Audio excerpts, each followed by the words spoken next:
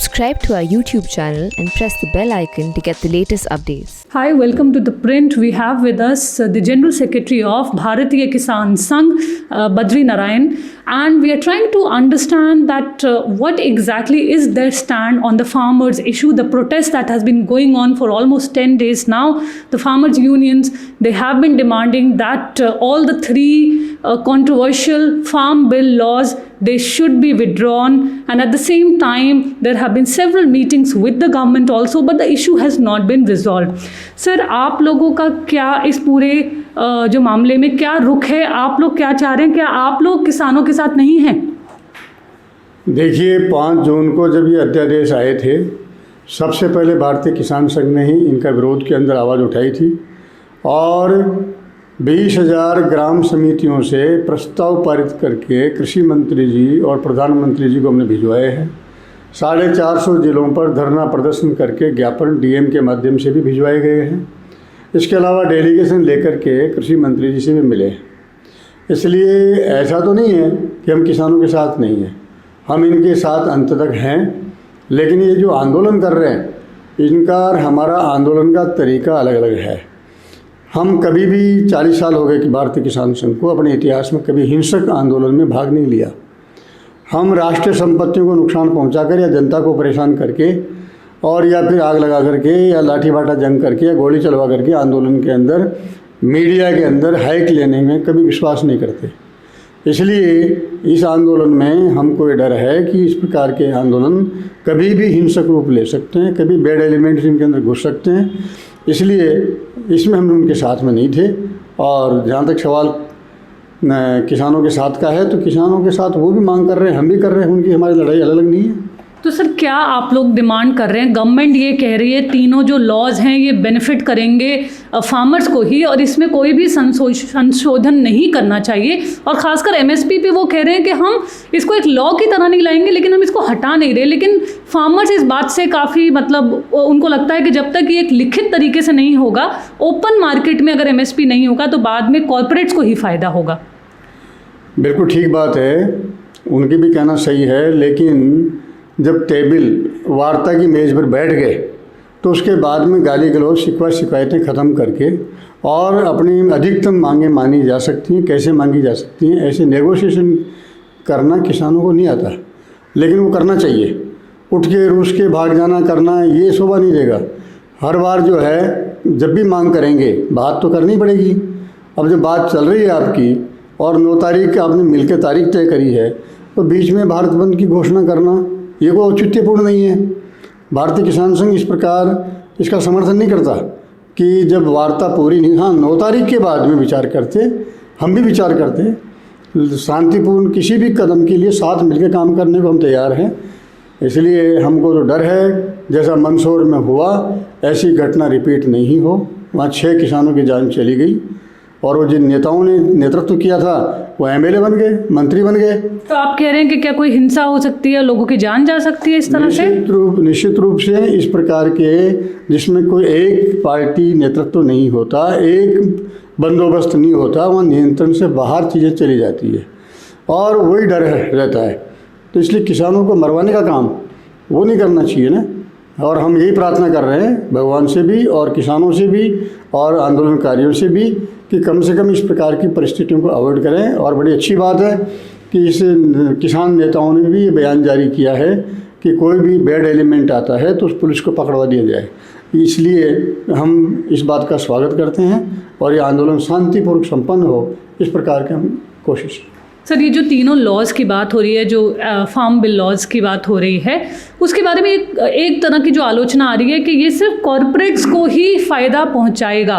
ये सबसे ज़्यादा किसान यूनियन का कहना है कि ये फार्मर्स के हित में नहीं है, ये कॉरपोरेट्स के हित में है। ये आप लोगों ने भी एक बार इस बारे में कुछ कहा था।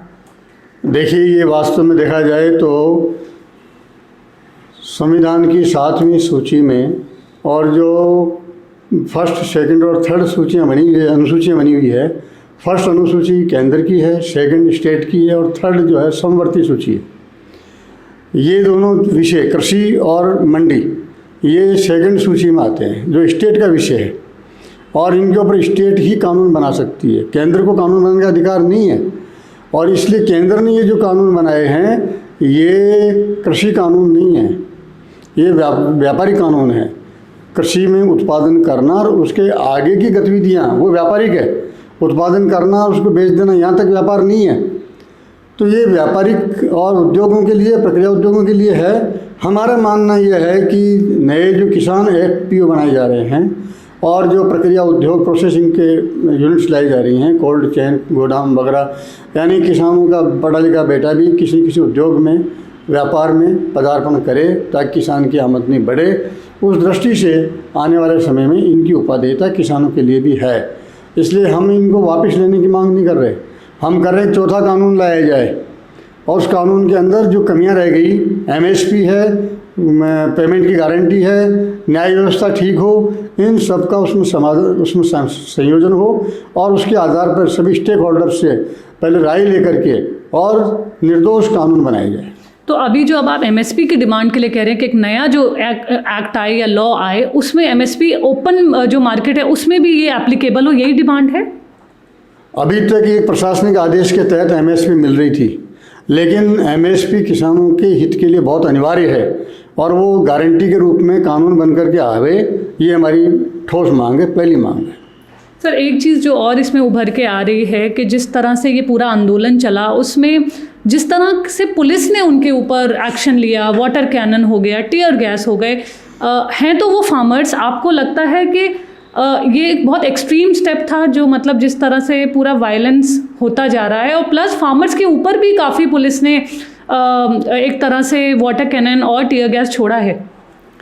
ऐसा है कि देखा जाए तो 5 जून के बाद ये कानून बनते ही, विधेयक लोकसभा से पारित होने के बाद और पहले भी राजनीतिक दलों ने जो उठा पटक की थी, उछल कूद की थी, अगर उसकी तरफ ध्यान दें तो ध्यान में आएगा कि उसका परिणाम ये निकला कि राजस्थान और पंजाब सरकारों ने इसके वैकल्पिक कानून भी बना लिए।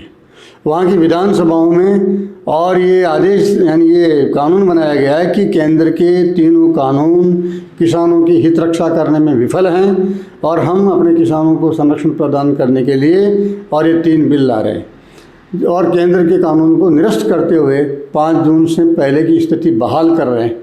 अगर केंद्र के कानून को वो ख़त्म कर चुके हैं पहले से ही, तो अब कौन से कानून को ख़त्म करने के लिए मांग करने के लिए आए हैं यहाँ पर? या तो वो गलत है या फिर ये स्टेप गलत है, दोनों चीज़ें एक साथ सही नहीं हो सकती। इसलिए ये कांग्रेस सरकार दोनों, उधर पंजाब में इधर राजस्थान में, इन्होंने बड़ी जल्दबाजी की है और उसके बाद में उसका हाल क्या हुआ? पंजाब सरकार ने चावल और गेहूं 2 वस्तुओं के ऊपर गारंटी का कानून बना दिया जिनकी 100% परचेजिंग पहले से हो रही है। फ़र्क क्या पड़ने वाला उसका? लेकिन मेरा मतलब इतना, राजस्थान ने तो वो भी नहीं किया, लेकिन मेरा तात्पर्य यह है कि जब वो केंद्रीय कानूनों को निरस्त कर ही चुके और उसके बाद में नया विकल्प दे दिया, तो फिर सरकार में से जाके राज्य सरकार से उनको अपना अधिकार मांगना चाहिए। ये भी किसानों को बेवकूफ़ बनाने का काम है। इसलिए किसानों को इस प्रकार के लॉलीपॉप, इस प्रकार के बेवकूफ़ बनाने के काम बंद करें। और यहाँ भी जो आंदोलन में आए हैं इनके अंदर एक ही स्टेट के लोग आए, बाद में हरियाणा भी जुड़ा। ये जो हरियाणा के मुख्यमंत्री और पंजाब के मुख्यमंत्री ने आपस में आरोप प्रत्यारोप की, ये भी राजनीति है। इसलिए किसानों को राजनीति से बचाएं ताकि इनका आंदोलन शांतिपूर्वक संपन्न हो और उद्देश्य में पूर्ति हो। पर जिस तरह से पुलिस ने उन लोगों पे सर वाटर कैनन और टीयर गैस छोड़ा है, काफ़ी लाठी चार्ज भी हुआ, उस पर आपका क्या कहना है? नहीं, मैं ये कह रहा हूँ कि किसानों को और इस सर्दी के अंदर इस प्रकार की यातनाएं देने की ज़रूरत कहाँ थी? बाकी तो सर उनका विषय जवाब वो देंगे कि क्यों, किसने क्या गलती की, क्यों की। सर, आप एक चीज़ ये भी कह रहे हैं कि हम इन्हें फार्म लॉज नहीं मानते, ये तो ट्रेडर्स के लिए लॉ हैं, फार्म लॉज का मतलब फार्मर्स से इनका कोई लेना देना नहीं है। मैं और संविधान की स्थिति बता रहा हूँ, मैं संविधान की स्थिति बता रहा हूँ कि केंद्र सरकार को कृषि के ऊपर और मंडी के ऊपर कानून बनाने का अधिकार नहीं है। तो फिर वो क्यों इस तरह से ये 3 लॉज लाए हैं? ये व्यापार चीज़ों के लिए, अर्थात उत्पादन के बाद का जो प्रोसेसिंग का काम है, कच्चे माल का काम है, उसके लिए लाए हैं ये। हालांकि उन्होंने कृषि बिल बोल के अगर प्रचारित किया तो गलत किया, इसका नाम उन्होंने गलत किया। नहीं, नामकरण तो सही है, इनमें कहीं भी कृषि बिल नहीं लिखा हुआ। पर जिस तरह से पूरा अगर आप मोदी व्यापार इन कॉमर्स करके और कृषि उपज उत्पादन का आश्वासन करके, ये जो कॉन्ट्रैक्ट फार्मिंग करके ये जो नाम आए हैं ना, ये कोई कृषि बिल के नाम से नहीं आए। पर जिस तरह से पॉलिटिकली इसके बारे में जो बात हो रही है, अगर आप मोदी जी को भी देखेंगे जो पीएम हैं और सारे जो मिनिस्टर्स हैं, वो इनको फार्म बिल्स ही कह रहे हैं। मेरे ख्याल से फार्म बिल कहने के बजाय ये कहना चाहिए कि किसानों के हित में है लॉन्ग रन के अंदर, और यही बात वो कह रहे हैं। लेकिन फार्म बिल नहीं लाया, वो लाना चाहिए। पर सर एक आखिरी प्रश्न, आप लोग मतलब संघ परिवार का एक हिस्सा हैं, कई लोगों की ये भी आलोचना है कि केवल इस वजह से ही आप लोग इस आंदोलन में जो और किसान यूनियंस हैं उनके साथ आप लोग नहीं जुड़ रहे हैं, बस इस वजह से। देखिए, किसान संघ का ऐसा कभी भी रिकॉर्ड नहीं रहा। हमने कोई भाजपा की सरकारें राज्यों में भी रही, उनका विरोध किया है, कांग्रेस की दूसरी सरकारों में विरोध किया, किसानों के हित में एक होकर के आवाज़ उठाई है। और इसके उदाहरण तो अटल बिहारी वाजपेयी के सामने हमारे दत्तोपंत जी ठेंगड़ी ने जंतर मंतर के ऊपर WTO के विरोध में और धरना दिया था और आवाज़ उठाई थी। इसलिए इस प्रकार का आरोप जो लगा रहे हैं उनको अधूरा ज्ञान है, और हम अभी भी जो है, लेकिन हम बताएं ना, हमारे स्टैंड के ऊपर ही काम करते हैं, बजाय किसी दबाव में या बजाय किसी लालच में। ऐसा हमारा काम नहीं चलता। हम दूरगामी संगठन है जो किसानों की परमानेंट शक्ति खड़ी करने के लिए काम कर रहा है। किसी एक व्यक्ति की बपौती नहीं है। यहाँ पर 51 लोगों की अखिल भारतीय कार्यकारिणी अलग अलग स्टेट की है, मिलकर निर्णय करती है, और वो दूरगामी किसान पर पड़ने वाले प्रभाव को ध्यान में रख के करती है। इसलिए वो कभी भी जल्दबाजी का निर्णय नहीं करती, और न उकसाने में और न प्रलोभन में काम करती। बस एक आखिरी प्रश्न सर, किस तरह से आप एग्रीकल्चर जो मिनिस्टर हैं तोमर जी, उनसे आपकी क्या 3 डिमांड होंगी इन तीनों लॉज को मद्देनज़र रखते हुए, और जो पूरा फार्मर्स का जो एक पूरा ये संघर्ष चल रहा है उसके बारे में? सबसे मुख्य मांग तो एक ही है, न्यूनतम समर्थन मूल्य को अनिवार्य किया जाए, और इसके नीचे खरीद को अपराध की श्रेणी में लाया जाए। कानून बना करके सबकी संभव है सारा। दूसरा, किसान का पैसा व्यापारी खाकर भाग नहीं जाएं। अभी होता है, मंडियों में भी होता है ये। इसके लिए एक मैकेनिज्म डेवलप किया जाए कानून के अंतर्गत ही, जिसमें दंड का प्रावधान भी हो और उसकी एंट्री नहीं हो पाए। पहली बात तो चाहे एक पोर्टल के ऊपर रजिस्ट्रेशन की कार्रवाई हो, और उसके बाद बैंक गारंटी का प्रावधान हो, ताकि किसान देख ले। वरना केरल का व्यापारी, तमिलनाडु का व्यापारी राजस्थान में आएगा, दिल्ली में आएगा, कौन पहचानेगा उसको? और उधार देने का प्रावधान कानून में है, तो या तो डिलीवरी पर पेमेंट का प्रावधान कर दीजिए ना आप। तीसरा, कोई विवाद होता है तो डीएम के पास, एसडीएम के पास जाने से काम नहीं चलेगा। वो उनको फुर्सत नहीं होती है। वो लॉ एंड ऑर्डर मेंटेन करने के लिए कभी भी टेबल पर बैठे मिल जाएं, बड़ा मुश्किल है। उनके पास हमारे कोर्ट केस जाते हैं, वो एक पीडीओ में जाके निपटते हैं। इसलिए उनके ऊपर निर्भर नहीं रहना चाहिए, अलग न्यायालय की व्यवस्था खड़ी करनी चाहिए। धन्यवाद sir. This is Neelam Pandey for The Print. Keep following our YouTube channel for more updates.